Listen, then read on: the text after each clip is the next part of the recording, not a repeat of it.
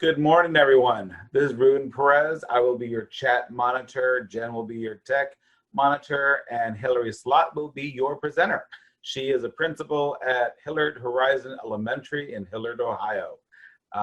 So with no further ado, here's Hillary. Hello, everyone. Thanks for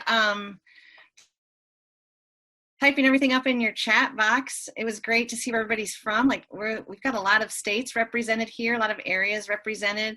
So that has been great just to see where everybody is from and what you want to do, what you want to get out of the session today. So this session is really just a compilation of everything I've learned over the years. So as Ruben said, I am a principal, a K-5 principal in Hilliard, Ohio. I have the privilege of working with students every day, and we are even in person learning. So this is like a praise because we have students in our classrooms right now as we speak. We are excited about that. Now we have half the school coming one day and the other half of the school coming the other day, and we're doing a every other Friday kind of a rotation. So I know every school district is looking a little bit different. I know some classrooms are all in with kids socially distanced, and I know that some classrooms are all out and they're still doing remote learning. Hilliard is about 20 minutes west of Columbus, Ohio. So Columbus is the capital of Ohio, and they're in a very different type of learning mode right now. They're in remote learning. So it's funny that you can just go a couple of miles one direction or another and have such vast difference of learning delivery. So this is my 8th year as being principal. I have loved every minute of it. I learned something new every single day. And one of the things that I have learned is to always have strategies in my back pocket, because I never know where kids are going to enter the classroom or enter the school each day. And so I've learned to just always have just a pocket full of strategies that I can go to that are easily implementable, easy to do. Because when you're working with kids, you don't ever know the baggage that they bring with them or what's in their suitcase. Or we always will say, like, what's in your news, like the newsreel that's going on in a student's head. We don't always know what is going on in their news, what they're thinking about and what they're having troubles letting go of.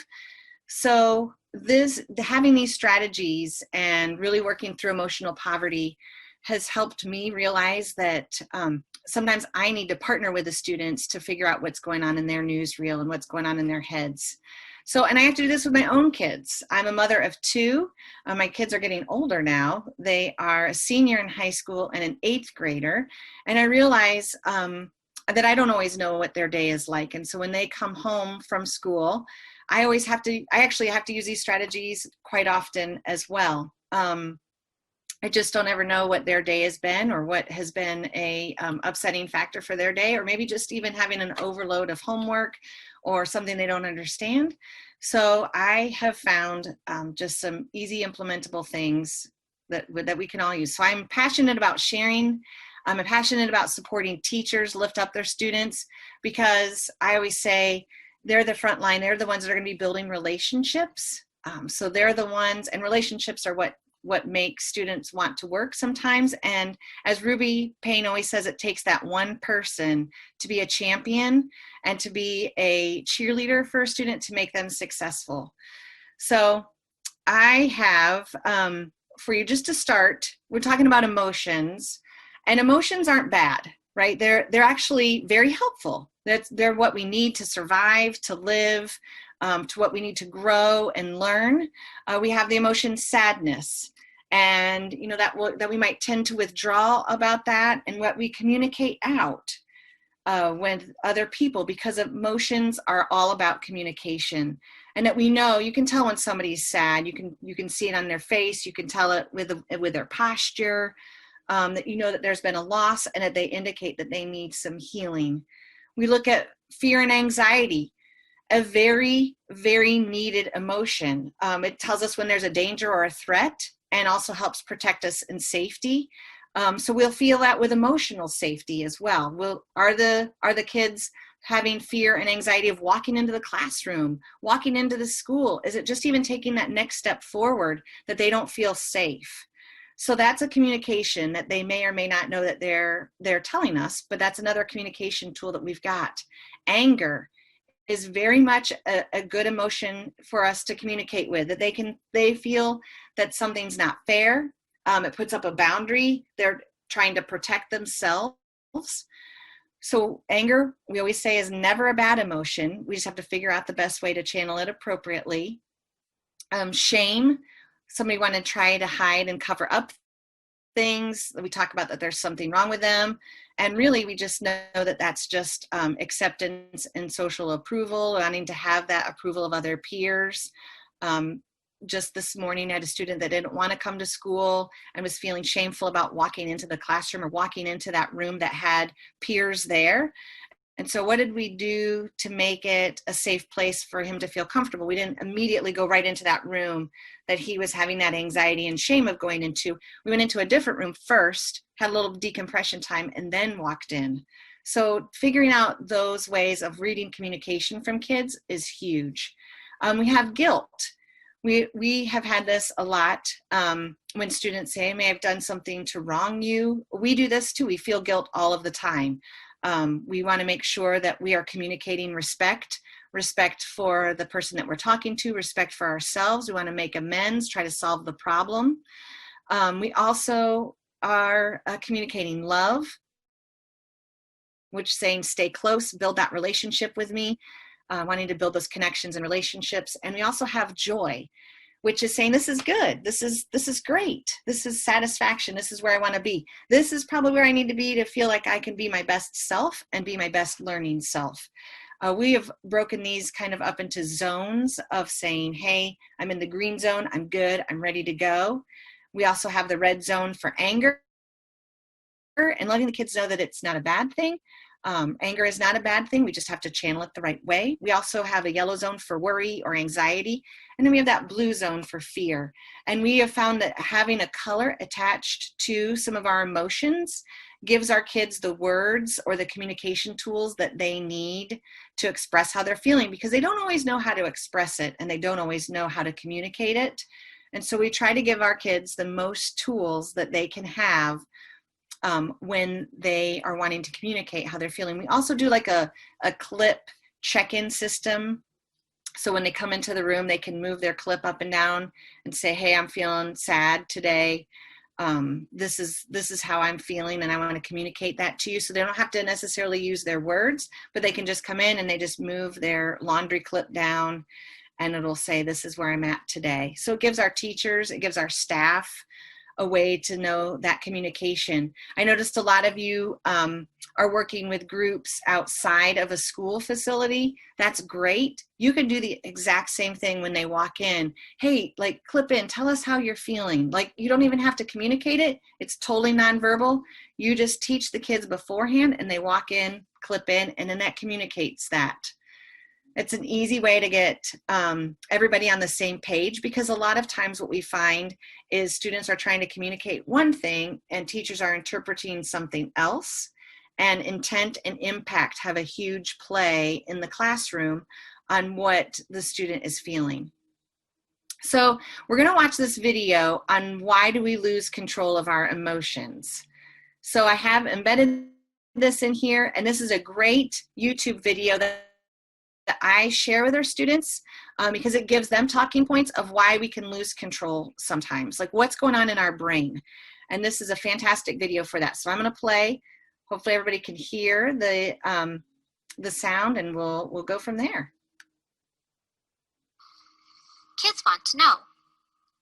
Imagine that you really want to play soccer at lunchtime, but when the bell rings, you can't find your shoes. When you finally get out to the field, the teams have been picked and it's too late for you to play. Maybe you got so mad that this small problem became a big problem in an instant. When we lose control of our emotions like this, we can call it flipping your lid, kind of like the way a pot might do if it was too full and too hot. A little while later, after you've cooled down, you might even feel sad when you realize that when you had a big reaction to a little problem, you could have hurt someone's feelings. What if I told you that this happens to everyone? Your parents, friends, teachers, and everyone else you know can flip their lid and lose control of their emotions sometimes. We all need to work on managing our feelings. Have you ever wondered why we can have such a hard time keeping our emotions under control? It can be really tough being a kid these days. There's just so much going on every day, at home, at school, even after school. Sometimes it's hard to keep a lid on things, and we act in ways that are not kind or caring, even though we don't mean to be hurtful. There are so many situations that we encounter every day that can cause our emotions to bubble up.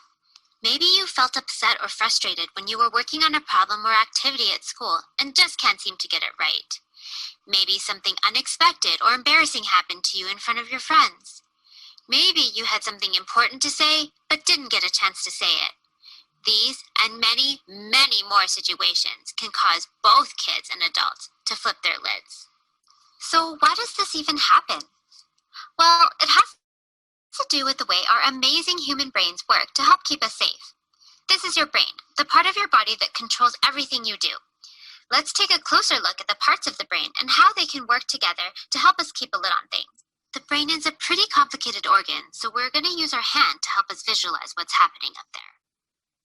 Let's imagine that our brain has an upstairs and a downstairs. Here, where our thumb is called the midbrain.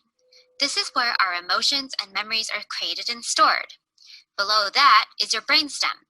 The brainstem controls the things our bodies do that we don't have to think about, like breathing. It also controls our automatic reactions to certain situations. For example, if you touch a cup with hot tea in it, and it's too hot, your downstairs brain feels the pain and will pull your hand away to stop you from getting. It's an automatic reaction. You don't have to stop and think about what to do. Or imagine you're out on a hike and a bear wanders onto the path. Your brain doesn't stop and think, what kind of bear is it? Is it friendly? Your downstairs brain notices that you feel scared. It takes charge and in a split second decides whether or not you should fight, fly, another word for run away, or freeze. Because of the way our downstairs brain reacts to these situations, we can think of it as our emotional brain because it reacts instantly without needing to think things through. It's always ready to take charge in any situation to help keep you safe. So if this is our downstairs brain, then this part where the back of our hand and fingers are can be seen as our upstairs brain. It's called the cerebral cortex. This part of our brain helps us think logically, act with kindness, and think about how others might be feeling. It's also the problem-solving part of our brain. It helps us to think of possible solutions to a problem and decide which one is best. The upstairs brain is our thinking brain. Your upstairs and downstairs brain don't work alone. Your brain is set up so that the upstairs and downstairs brain can communicate with itself. It sends messages from section to section all the time about what our bodies feel and need. Let's take a closer look at our brain fist. Where our fingertips are is the logic and reasoning part of the brain that springs into action when we have a problem to solve, and usually it does a great job of doing it. But sometimes it can have a hard time solving a problem if the emotional brain and thinking brain can't communicate well enough. This can happen if your emotions get too overwhelming and your downstairs brain decides that this situation might be dangerous, even if it isn't really. And we all know what happens when our downstairs brain thinks you're in danger. It triggers our fight, flight, or freeze reflex. Our emotions start to bubble up, and then suddenly everything boils over. We flip our lids. This can look like a very angry reaction, or it might be crying or running away from a problem. Now that we've flipped our lids, see how far away our fingertips are from the midbrain? When our lids are flipped, our upstairs and downstairs brain can't talk to each other. Our emotions have become too strong, and we can't think clearly and can't solve the problem in a peaceful way. So what can we do to stop us from flipping our lid? Well, it all starts with realizing that we're about to flip our lid, and then turning down the heat so it doesn't happen. Remember that soccer game we talked about at the beginning of the video, and you were really upset and didn't get to play? Maybe you felt your tummy rumble, or you felt your face getting hot? Did your heart start to pound, and did you feel your hands start to clench? Were you frustrated, disappointed, and angry? These types of strong feelings are all indicators that you might be close to flipping your lid. If you feel this start to happen, it's a good idea to walk away, take some deep breaths, and look for an adult to talk to before you flip your lid. It might be a parent, grandparent, coach, teacher, or another trusted adult nearby. They can help you with strategies to solve the problem once you've calmed down enough for your upstairs brain to be ready to do some peaceful problem solving. If you do flip your lid, those same trusted adults can offer you some time and space to cool down before you start to problem solve together. Once your upstairs brain is back in charge, you can share your story and get some help. Using I statements can help you to tell an adult what you need. I need a hug. I need you to listen to what I have to say. I need another chance. I need some alone time. I need a walk. I need you to see that I can do well. Learning more about the brain and how it works can really help us to understand our emotions and to be peaceful problem solvers. When we listen to our bodies and our brains, we can turn the challenges of being a kid into opportunities to learn and grow. Thanks for watching! If you're interested in learning more about the brain and how to manage emotions, some resources are linked in the description box below. All right. Thank you, guys. I had a great question in the chat box about what ages that we use this video for. And I use it at school. I'll be honest with you, I have used it all the way down to kindergarten and all the way up to 5th grade. Now, I will say if we use it in kindergarten, we have to explain it and we have to share with them what we're talking about. So we actually pause it for, oh, sorry here. Thanks for watching. If you're interested in learning more about the brain. Sorry, I'm trying to get to my next slide. Hold on just one second. I'm going to stop sharing. So I use it for kids in all the way in grades, kindergarten through all the way up to 5th grade. So I've used it. If I use it in kindergarten, I definitely have to explain to them like what we're talking about and what we're doing. And that really works well because we give them the language that we can see, that we can share with them, because I want to talk to them a lot about flipping their lid and what that looks like for them.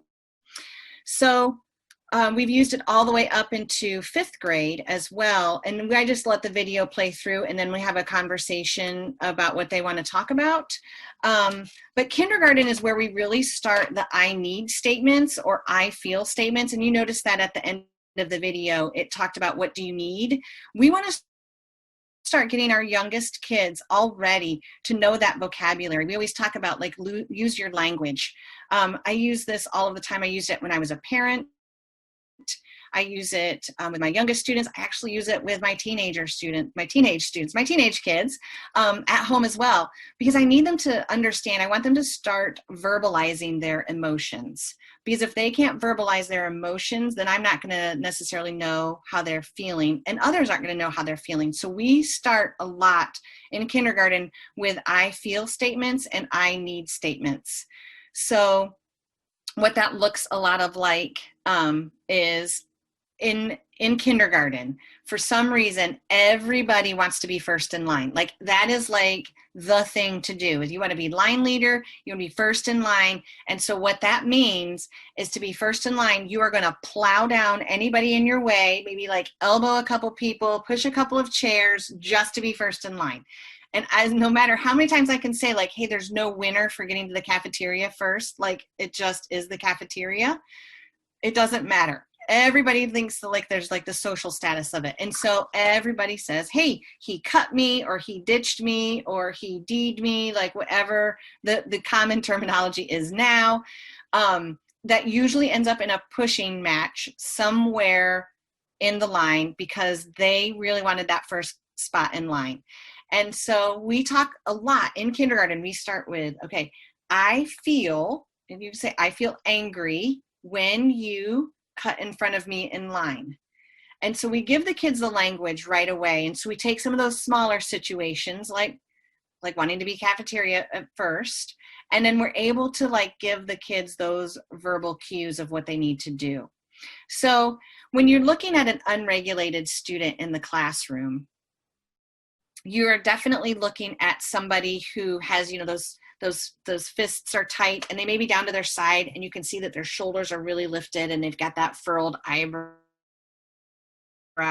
And it may even look throwing things or kicking items, or I get the like crossed arms and back turned towards you. So I already know when I go in and see that it's an unregulated student. I can hear yelling. I could hear disrespectful words. I might see that they're unwilling to move. That means I might want their body to move someplace else and they're unwilling to move. And looking at what they're thinking is that they can't articulate their thoughts. They feel like everybody's against them. They already feel a little defeated and they know that they're unable to control their emotions, but they don't really know what to do about it. So what I want you guys to do, we're going to talk a little bit about some of the students that you have had and what an unregulated student might look like to you. Talk about your most challenging students. What are some strategies that have worked for you in the past? And then discuss a student behavior interaction that taught you something. And then we're going to come back and just share quickly some of the things, because before we get into like talking all of the strategies, I want to hear from you. Like, what are some of the things that you struggle with? What are some things that you've had success with? And then what have you learned from your students? Like, what interactions have you learned from them? So I'm going to put you in breakout rooms here. So I'm going to stop sharing for a second. And I'm going to put you in breakout rooms because I want you guys to start talking about what it is that you have had in this interaction. All right, is everybody back? It looks like about half of everybody is back or so. Oh, here we go. More people are piling in. It's great. Welcome back. So good to see you guys. All right. Does anybody, I'm going to ask this, and everybody hates this in the conference. I know they're like, oh no. Does anybody have anything they want to share from their breakout room? Anything? Talk about your most challenging student. Talk about things that have worked for you. If you want to, you can, I'll tell you this, you can unmute, or you can do like a little reaction in the like on your screen if you want to share, and I'll call on your name. I don't know if I have the raise the hand permission, so if you want to do a little reaction and share. Anybody? All right, Janelle, go for it. I was kind of waiting to give everybody a chance to raise their little hands. Good. It's all good. I just mentioned that when I was in a America Reads program that I had a first grader. I was actually helping the kids and going into the schools and stuff. And the child at this point, the teacher had kind of just given up on him and just ruled him out as a problem kid and basically ignored him.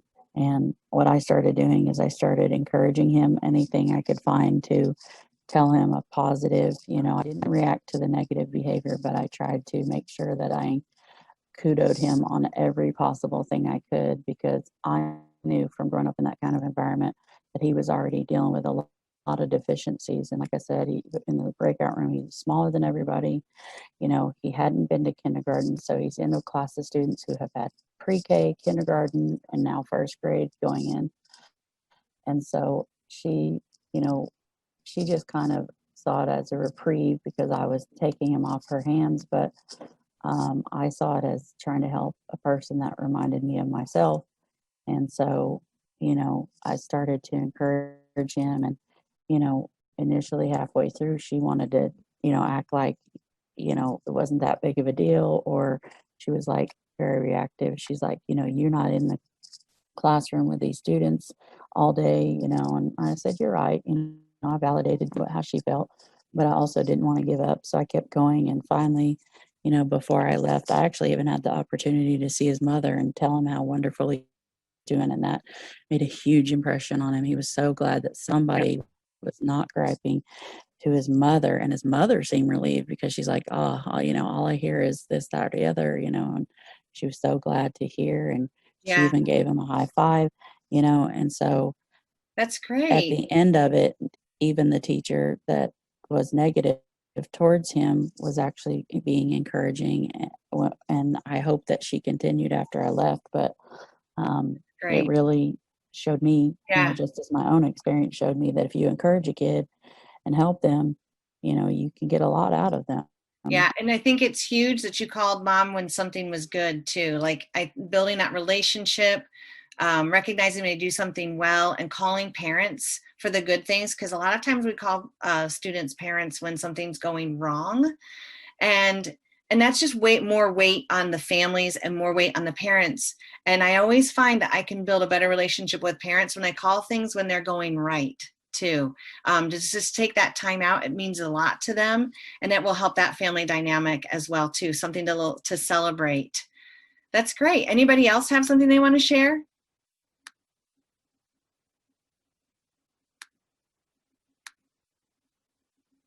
I think it's interesting talking about teachers and their emotional well-being as well.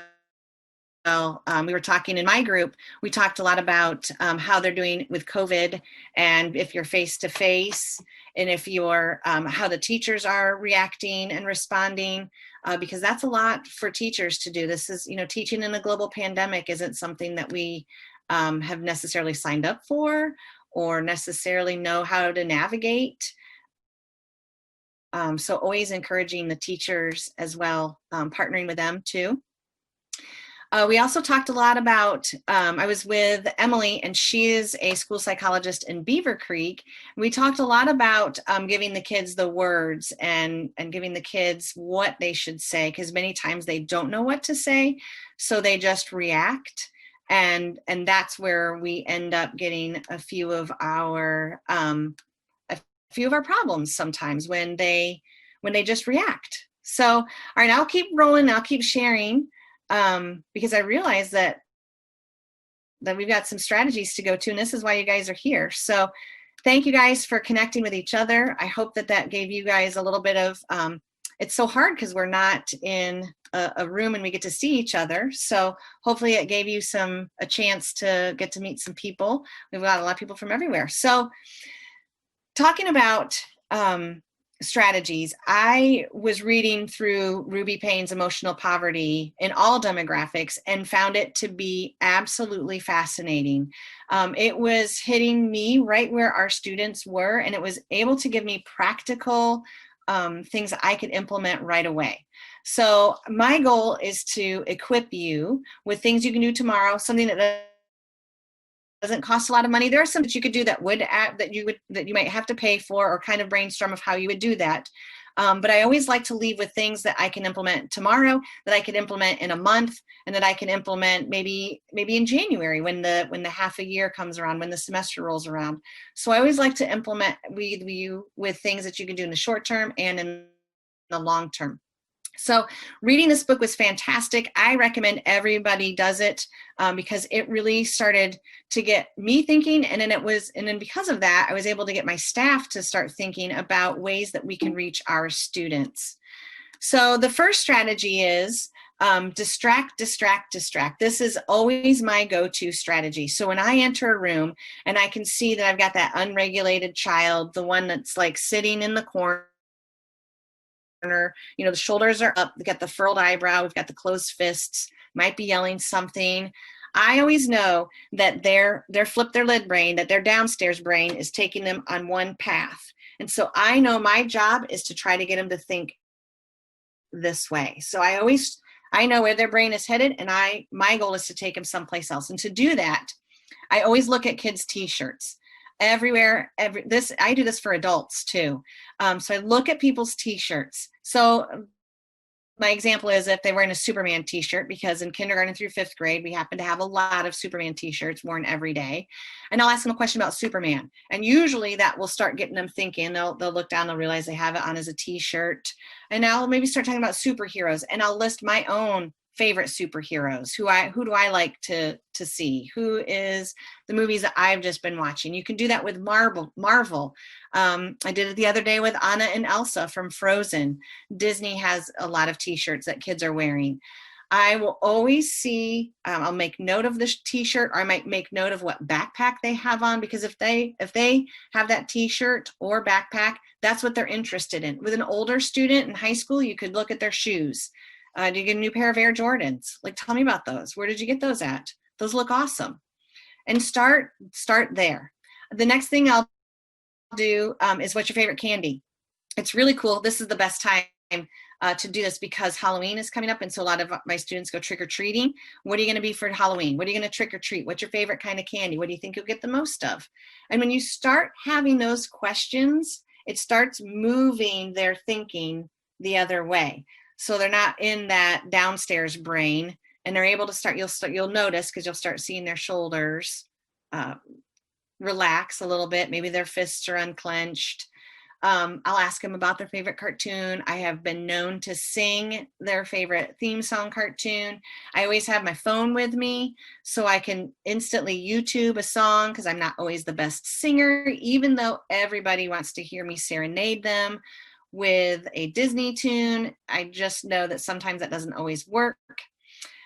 So I will bring my phone out, because we always have our phones with us, and I will bring up iTunes. I have lots of things downloaded already, ready to go. I try to always figure out what the most popular, appropriate music is. If it's a little bit of older student, I will try to be making sure that I am on all of the top trends, because that's exactly what I try to do. And I am sure that I just send that out to all of my students. They think, oh, Mrs. Sloat is on top of all of the trends. I'll ask them what their favorite TikTok video is, try to stay up on what social media. But if they're a younger kiddo, absolutely talking about cartoons, superheroes, and candy. And it usually gets them thinking and talking. And once I get talking, I know that I've got them. If I can get them talking, I know that we can get out of this downstairs brain and we can start ready to move on. So distract, distract, distract is always my first go-to strategy. The next one that we do is we have personalized sensory boxes in the classroom. And now I updated this for COVID, because what we have done, we've gotten little shoe boxes, those plastic shoe boxes, and we've put in there something so it's only for that student. So we have sensory boxes in every classroom that any kid could use, but with COVID, we had to make sure that it was just for that kid. So anything that's touched in there, it only belongs to that student. So I don't have to worry about sanitizing it because I know it's theirs. We've done those 3D metal brain twisters. The kids can just sit in the classroom and they can stay in the classroom and complete that. We've got magic sand, rice containers. I will admit, with the rice, it can get places, can get everywhere. So putty has been a little bit easier.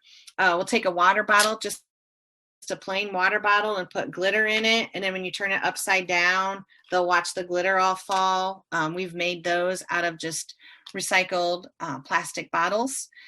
Anything that they might use, you'll know if they're a tactile kid. One of the best things to do is to take pony beads on a key ring, and they can just move them around. And that was something that they can use. What I love about that is that it is something they can keep quiet in their hands, because I always worry about giving a kid a like koosh ball or a squeeze stress ball, because I'm worried it's going to get thrown across the room, because it has happened to me before, and I'll be like, oh, mental note to self, don't put that squishy ball in there. Wiki sticks are great. The other thing that's super cheap that you can use, and I keep in my pocket all the time, is yarn. And so you get a big skein of yarn and you cut it about, I don't know, 6 to 8 inches. And they can just twist that around. I actually did this at church one day. We had the kids in the service and it was super hard to keep them quiet. And so I just cut up pieces of yarn and was handing them out. And I had an 8th grade boy come up to me and he was like, we're going to get me some of that yarn. And I was like, here's a piece, have at it. And then it kept the kids so quiet in church. The pastor came up and he's like, what did you do? And I was like, hey, yarn. That would kept them busy and they were paying attention. So I love yarn. The other thing we do is take strips of Velcro and we'll place it underneath the student's desk. And so they can just rub on their hands, and that will give them that sensory input that they need. So that's another thing that you can do. Get the adhesive Velcro and put it right underneath their desk. I love things that they can do in the classroom because I want to keep them in that classroom, because once they start coming out of that classroom, it makes them feel, that's when that shame and that guilt and that anxiety happens. So anything I can do to keep them in the classroom, these are great things that are quiet. Cotton balls, that's another thing, is that you take an empty tissue box and you just put cotton balls in there. They can take them out, put them back in. It works like magic. So all of these things are quiet things that they can do at their desk, and they're affordable because you can make them yourself. The next thing to do is, and I love this, this is from Ruby's book, sit next to an unregulated student. Don't sit across from them, because when we sit across from them, they feel very much more like we're questioning them, rather than when we're sitting next to them, we're communicating that I'm on your side, like we're a team in this together, like this is you and me, we can help you, we can work out of this, we can figure this out, but we're a team. And that just that communication of where you sit and place your body is huge for a student. The next one that I really like is doodling. And a lot of times you think, oh, they're like drawing, they're not paying attention. And this one is actually even for me. I have to, in a meeting, have to doodle in order to pay attention. And it helps me focus. It helps me regulate myself. It helps me pay attention. It prevents me from daydreaming and zoning out. And that's when I can also get creative and start to visualize and figure out ways that I can implement the things that the speaker might be talking about, or ways that I can learn what the conversation is going on. So I personally am a big doodler, and we have been teaching our students that that's a calm down strategy that they can use. And that's something that they can do at their desk, which is nice because with COVID right now, we need things that they can do at their desk. So I am 100% all about doodling. And so if I see somebody doodling when I'm leading a staff meeting, I actually think, oh, they're regulating their brains. If I see a kid doodling in the classroom, I will just ask them, like, hey, what are your thoughts right now? They're usually able to tell me everything that they're able to think about, because that doodling keeps them focused. So it is a great thing to do. And that's very simple as well.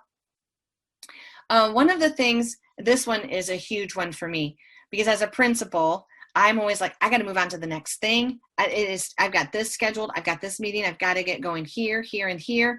I have a line of people wanting to talk to me. Like, we got to move. We got to keep going. We got to keep going.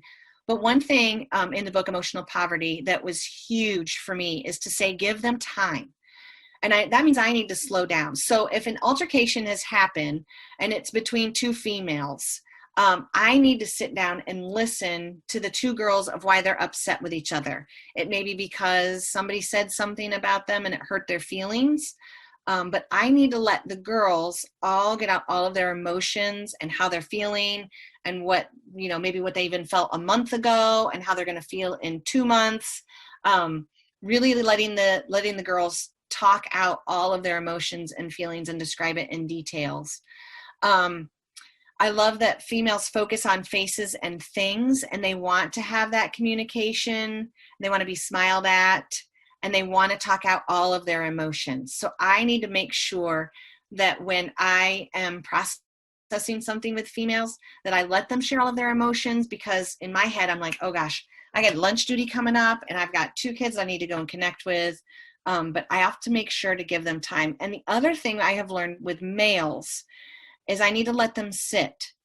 And so when something has happened and they're in an unregulated state, it could be something that happened out at recess, or they're very upset that somebody cut them in line. Like, I have to make sure before I even process their emotions that I let them collect themselves. I let them sit and think.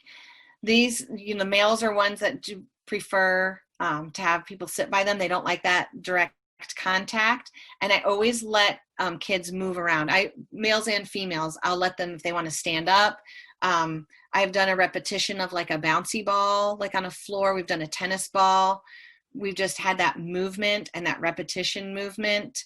I don't ever just say, hey, sit still. I will also let kids, if they've got their back to me and they're unregulated, but they're talking, I don't make them turn around. And then, in fact, even told my teachers, like, don't do the look me in the eyes, because that makes people feel uncomfortable. That makes people feel like combative. So if they're talking and they might be turned around and they may have their head down, I'm okay with that, as long as they're talking to me and getting out those emotions. That just might be what they have to do. I also learned that it takes males 4 or 5 hours to process an emotional question. So when I ask them, how does that make you feel? I need to give myself that wait time and that pause to let them answer that question, because males find it difficult to explain with their emotions. And so likewise with the females, where I have to take the time to listen to all of their emotions, with males, I have to let them take time to process, and so that they can actually verbalize how they're feeling. So always give them time. One of the things I love this video, and this is when we're stuck, and we're talking about students who are stuck, those unregulated stuck students. And this is one of my favorite stuck videos that we even share with our students. I've done this with 4th and 5th grade, and I absolutely do this with my staff, because when we get stuck, that means we're not thinking right and we're not thinking clear. And this is a perfect example of that. So when we're using that downstairs brain, we're not able to think correctly.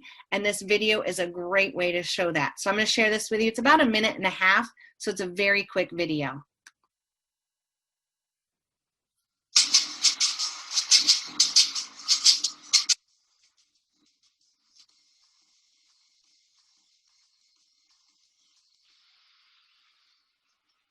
Whoa, that's not good. Oh, I don't need this. I'm already late. Somebody will come. Anybody out there? Do you have a phone? No. Sorry. Somebody! Hello?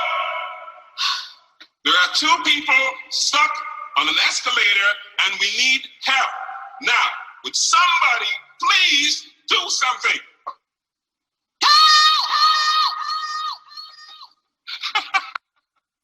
I don't believe this.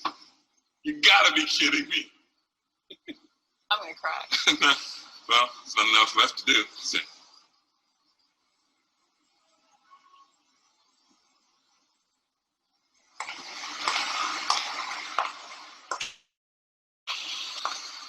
Hello? Hey, don't worry about it. I'll fix it in a second. He said he can fix it. All right. All right. That's small kid. He says he can fix it.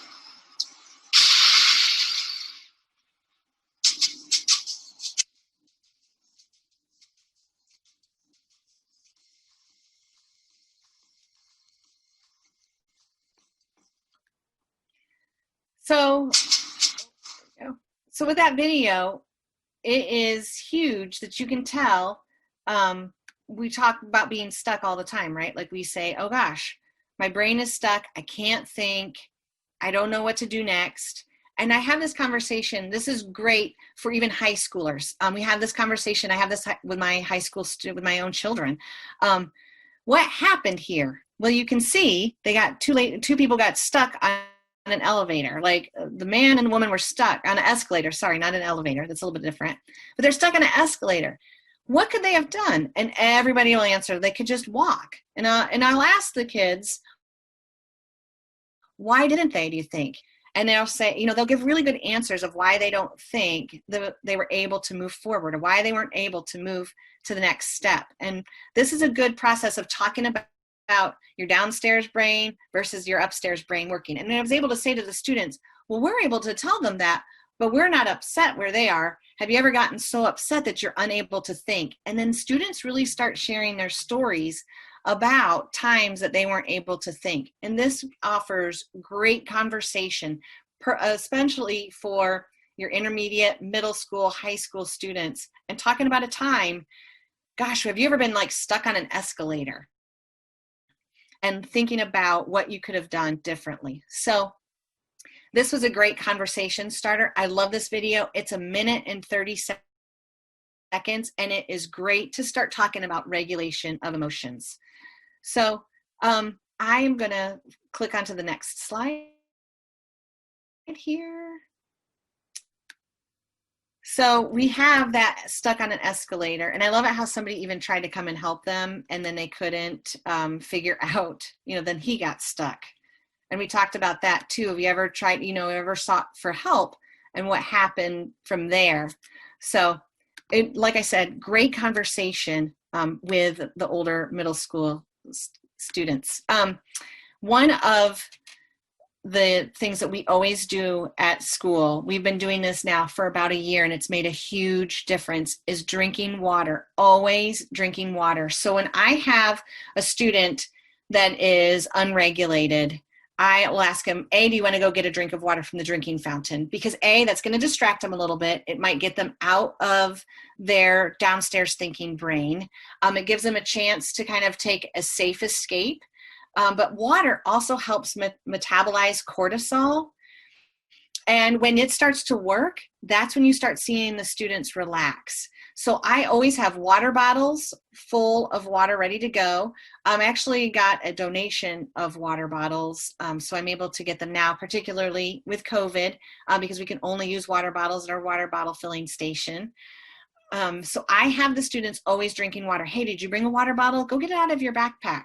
And then even that process of just getting up and moving may help. But when you see that water metabolize, that's when you know that you can start talking to them. So I always give them like a full bottle of water and I'll say, drink that up. Like, we're not even going to chat until you drink that. Like, it's okay. I've got plenty of time. Just sit and drink that. And the water makes a huge difference. And that usually also gets the kids talking too. But you can tell, it's really funny because you can tell in about 10 minutes when it starts working and you're like, oh my goodness, like that is a great insight, or whatever they're thinking, you're able to say, gosh, I noticed that water might really be working. Do you like to drink water? And absolutely asking them questions. It's fantastic to see that. Breathing techniques.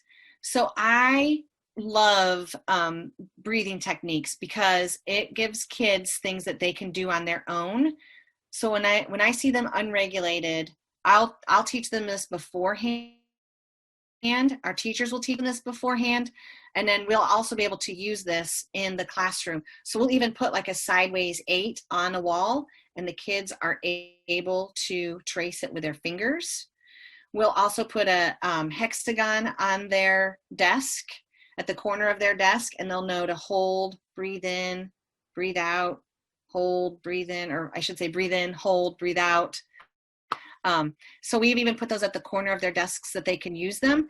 If you have an older student and they might not want to share that, you could put it in a notebook, or we've even kind of taught them to use it on the tops of their hands, like breathe in, hold, hold, hold, breathe out, just even that they can use their hands, something that they'll know. So nobody else will really see them using a tool, because I realize that sometimes tools can be like babyish, or, you know, they might say, well, that's not very cool to use. I've also taught students to do a lazy 8 on the palm of their hand. They like those breathe in, breathe out strategies, and anything that they can use sensory wise. So that creates sensory on their own hands that they're able to use.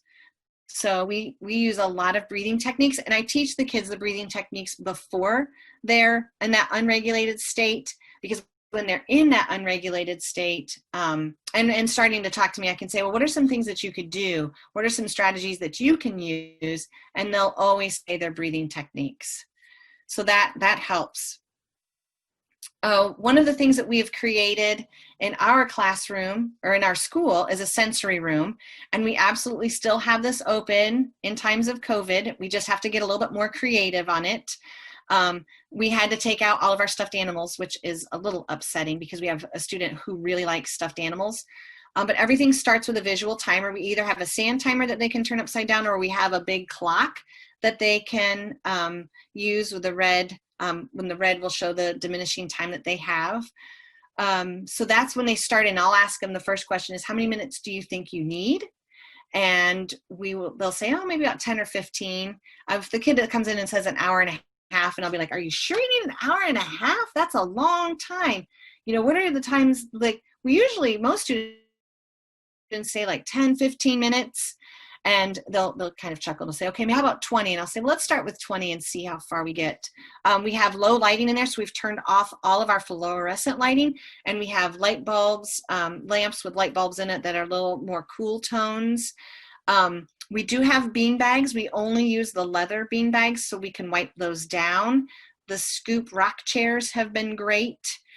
We also have music in there. We have like spa music going on. And a lot of times kids come in and they just need it as a decompression time. We'll let them pick 3 activities that they can do in the time that they're there. And then they're able to calm themselves down. We also have a sensory walk around the building. So that's where their stations set up, and the students can do a crab walk. They can do wall push-ups. They'll do where they jump over a line. They'll do cross crawls. They'll stretch out one of those like elastic rubber bands, or I guess I should say like an exercise band. So that gives them something that they can do. So there's a big difference between who needs a sensory room and who needs the sensory walk. You'll notice if the kids need that movement to keep going or to pay attention, sensory walk is a quick thing. They'll go, they'll do it, and then they head right back to class. The sensory room is more of we'll have scheduled breaks when we have somebody in there, or if somebody's really unregulated and asks for the sensory room, we'll have them go there too. So the sensory walk is something available really almost at any time for anybody. You just have to be careful of the materials that we're using right now. So if they do use one of those stretch bands, then there's a bin right next to it that we have for our used bands, and then we'll go back through and just spray those down and let them sit for the time needed to sit for the cleaner, and then we can use them again. Our next one is Look Up, and this one is a game changer to me. So this was mentioned in Emotional Poverty, and I'd never thought of this before, but after reading about it, it absolutely was correct. Looking up is huge. So we started this about 2 years ago, and I wanted to see if it worked. And we randomly had stickers on our ceiling, on the crossbars of our ceiling, and they had been placed there, I think, by technology guys. I don't know. They were like orange stickers, and they said HP on them. So I'm thinking that might have been when they rewired our school for internet so many years ago, and the stickers just remained up there. But so I had an unregulated student one, and I was walking with him, and I was like, oh my goodness, I've never noticed this. Like, what's that sticker there for? And it got him starting to look up. And the sticker started to work because they were like spaced out randomly on the ceilings, and it just worked. And so he's like, oh my goodness, there's another one, and there's another one. And they would just talk about what could the stickers be for? What were they? Why are they placed there? Are there any more? And so what we started to do is we started taking garage sale stickers, just those little circle stickers. Sometimes they're shaped in stars and other like little hearts. And so we started placing them on the ceiling so many feet apart, different colors. And so what we were able to do is to get the students to start looking up. And all it took was just the question of, I wonder what that sticker's doing on the ceiling for. And that just started to get them looking up. So from there, a teacher took it and had a student who was really unregulated, but she loved bunnies. And so she printed out a whole bunch of pictures of bunnies and taped them up to the wall, and had the student sit down and start calming herself down by looking up at the bunnies. And there are now stories about these bunnies, like what every bunny is doing, like what this bunny is named. I mean, these bunnies, I think there's like, I don't know, there might be like 16 pictures of them on the ceiling in all. And every bunny now has like a little story. So we took those things and we made it grow bigger. And over the summer, we had the teachers paint tiles on our ceiling. I got approval from CO first, our central office. Always get approval first. But I asked our central office if we would be able to do that, and they didn't see anything wrong with it. So we had teachers painting ceiling tiles, and we've had some will say a message. Others will be like count how many ladybugs are on here. What we were going to do is do like a sensory walk on the ceiling. So we were going to say like, hey, take 10 deep breaths, or the next one would be like do 10 jumping jacks. But I got student feedback on it when they were ones that use it a lot, but when they were regulated and calm. And I was saying, hey, we're thinking about doing this. And he was like, nobody wants ceiling tiles to tell them what to do. And I was like, oh, good point. We will not have ceiling tiles to tell you what to do. So we took his advice and we just painted little pictures on it, things that will make people smile. I used that this morning for a student that did not want to come into school today, and we started looking at all of the ceiling tiles there and got him off on a great start. So looking up has been such a game changer in our school.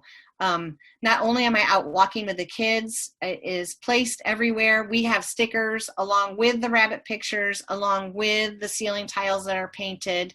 We have them placed everywhere in the building because you never know where you're going to be with an unregulated student. But once I get them looking up, it gets them talking. We'll go and get some drinks. We'll give them time to make sure that they're processing all of their emotions. But really, it has been a huge blessing to have those things here. My slide that very, very important is equipping the teachers, because if I didn't train the teachers on how to do this, then I wouldn't have as much of support, because my belief is if I pull the kids out of the classroom, that puts them in those emotional states that we don't know, and it makes them feel shame, it makes them feel guilty, it makes them potentially even more angry if they can't stay in the classroom. But I also had to teach the teachers how to regulate themselves. Because if I have a student that's having an emotional meltdown, an adult that is in an emotional meltdown, now I've got two unregulated people and unregulated brains trying to work together, and it doesn't work. So I recommend huge staff professional development on this one. So our group of teachers, we had 50 teachers, we read the Emotional Poverty Book Talk, and we would meet in our PLCs once a month and talk about strategies that were perfect for them. So I had teachers that really picked up on certain things that fed them. There's talking about in there the emotional development of students, and if they have a huge traumatic event, how it impacts their emotional development. And that was a game changer for one of my teachers. Because she said, well, I had to really start thinking of him as almost a 2 or 3-year-old versus a 6-year-old, because that's where his emotional development had stopped. And so that helped the teacher approach the student better. We also built our own sensory boxes, and that was a huge thing, so that it equipped them with things that they could take into their classroom. And it helped them realize that they could throw more things in there, they could put more things in there as they saw their students' needs. We also keep feeding our teachers with strategies. That's huge. So if I know that I've got a teacher that's struggling with something and I can give them strategies that they're easily able to implement, what's even better is when we have our mental health teams and we have our response to intervention teams, when I see teachers giving strategies to each other, when they're saying, hey, try this, this worked for me, that's always when you know that it's a huge success. And then one of the other things that we have implemented is a tap in, tap out. And instead of a teacher texting me saying like, hey, I need you to come and get so-and-so, it usually will say, hey, can you come tap into the classroom so that I can work with this child on where to go from here. So I'll tap into the classroom and teach so that the teacher can then go and build that relationship with the student. Because what we're finding is if I were to come and get the student, I'm the one that's building the relationship with the student when it needs to be the teacher building the relationship with the student. So using that tap in, tap out method really helps. We also have had times when teachers said, hey, listen, I need to tap out for a moment and I need to go and refresh and take a break myself. And so I'll tap into the classroom so the teacher can tap out and just go take a break on their own. That has been huge too. Because sometimes if a teacher realizes that they're not regulated, then they need to do things that they're gonna be able to get regulated themselves. So we have that's tap in, tap out, and really all it is just takes a text, and they'll text me or my intervention, my school psychologist or my school social worker, and we'll go in and cover so that they can either continue that relationship with the student, or if they may say, hey, I need to take a break. Because I definitely want people to be regulated in the classroom. So those are my strategies my implementation strategies. I am going to be here. I see that it is getting time to end. So I want you guys to feel free to ask questions, things that you could implement tomorrow. Are there things that you want to know more about? Anything that you want to ask me? Because I know that you guys have things, another session to go to, might be time for lunch for some people.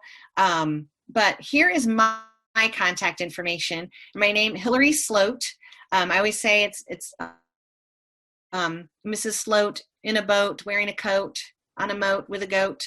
But I'm the principal at Hilliard Horizon Elementary School.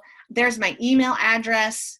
You can also find me on Twitter. It's been a little bit harder to post things now because I have to make sure everybody's like socially distanced. And so I try to post strategies that work, and definitely will post things that always just are things that we're finding success with. So I have my contact information. You guys are free to ask questions. I'll hang out for a few more minutes. I'll stop sharing my screen so I can see some of your lovely faces if you want to chat. But it is 12:56. It's almost 1 o'clock. You guys are more than welcome to hop off. But if you have any questions, I will be here for you. Thank you, Hillary. That was an amazing presentation, excellent information. As you saw, Mr. Ruben Perez was posting in the chat box where you can go snag the presentation materials that Hillary has provided for you. Also, you can access the Emotional Poverty, the EP1 book at ahaprocess.com. You can order it there as well. Looking forward to seeing most of you on our next sessions and in their opening and closing sessions throughout the rest of the day today and tomorrow. Again, please feel free to stay on for a few more minutes. If you have any questions for Hillary or comments, we would love to hear from you. And if not, have an absolutely amazing day, and thank you for joining us in today's session. There you go. Email anytime, ask questions.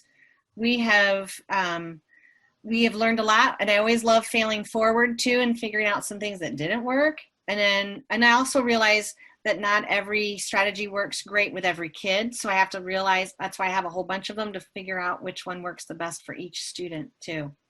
And teachers, we have to regulate ourselves too. So what strategy works best for teachers? So thank you guys for coming. This was awesome. Always love sharing information. Hi. Hi. I am admittedly late. Being on the West Coast and having fires from hell raining down upon me, sort of. Yeah.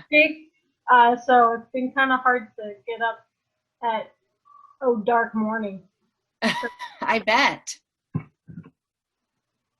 I was able to catch the tail end of the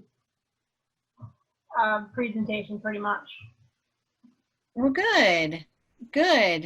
Yeah, just having conversations about, what do you need to do to regulate?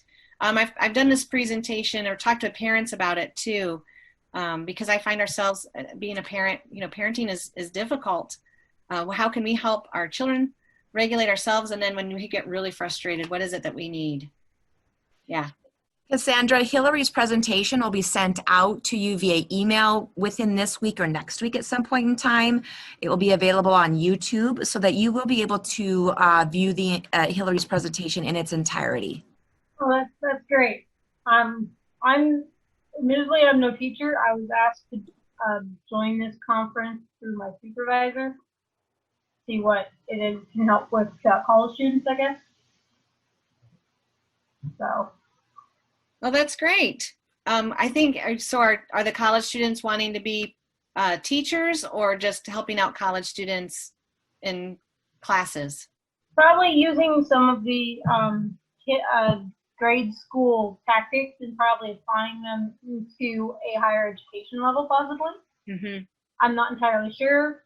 My supervisor said pick the things that I thought I'd be interested in. I was not aware difficulties in the classroom would, what's the term? Would only be, presentation would be applied to grade school students. So I've been able to take a lot of these strategies and apply them up. The video, particularly with the escalator, I don't know if you saw that the two people are stuck on an escalator and they can't figure out how to get off. We have a great conversation with that with older students. I've even used it with my teachers and staff, just to talk about what happens when you get stuck and where did the breakdown come. And, you know, an escalator, like you just walk forward, but why can't we walk forward? What holds us back? So having those conversations, and like I said, it's only a minute. The video clip, I think, is like 1:30. So it's a good jumping point. Well, I found resonance with it, even though logically speaking, we just walk. Yes. Right. But sometimes logic doesn't happen when we're in I call it our downstairs brain, when we just don't always think logically. Well, Hillary, I think that we will exit the room now so that the next session can take it over. And Hillary, outstanding presentation. Thank you for taking the time to share your valuable information with us today. We look forward to seeing more of you in the future.